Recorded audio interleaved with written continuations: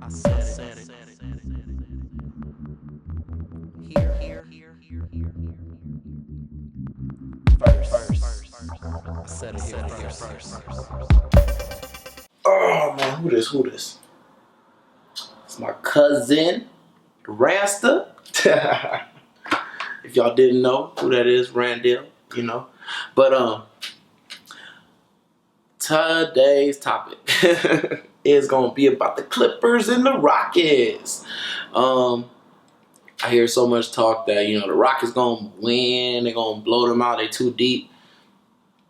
When they get Chris Paul back, should be game 2, it's gonna be a whole different story. The Rockets, they might be too deep and everything for the Clippers, but my one thing is that it's Chris Paul's time.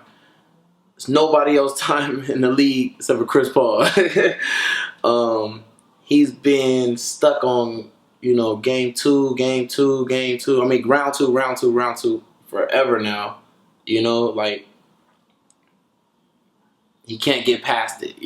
So it's about that time for him to change this all around. Like, I mean, come on now. Like he's finally past the Spurs. Like, it's been so many years that they've been getting swept or just can't get over the hump. If with Memphis, whoever it is, they finally had the hardest task to get through first round.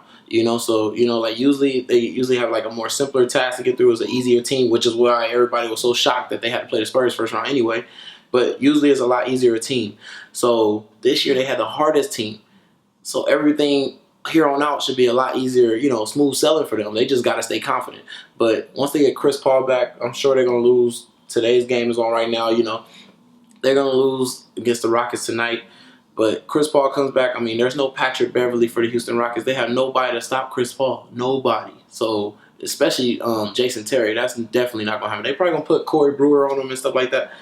But I just see their biggest weakness is Jason Terry at the beginning on that first half or the first quarter, whatever he's going to be sticking Chris Paul. That's a killer right there, man. I know James Harden is great and second coming to be the MVP of this year, because Steph Curry did get that. Good job. But I just feel like, and then you got to think the statistics show that Harden plays his worst against the Clippers. So if 3 games out of the 7, at least 3 of them, because I think they'll still one of those games that even with him like having a scoring, like being on fire. But if 3 games out of 7 Harden is weak or something like that, or has his worst games, then that's it for them. Like right there, like they can't win without Harden. So Dwight Howard is definitely. I don't see Howard being much of a factor this series. I feel like he's gonna get in a lot of foul trouble, and he's gonna miss a lot of free throws. And like, if one thing the Clippers should have learned from the Spurs is to do the hack a Shaq. I mean, it kind of almost worked a few times with the DJ. They need to do that while it still is, a rule where they can do it. They should do that to Hacker Dwight, and they'll pull out this series with that. But you heard it here first. Clippers winning this whole series. That's what I said. Hacker Dwight, James Harden not. He's not on fire when he plays the Clippers. So 3 games out of the whole 7.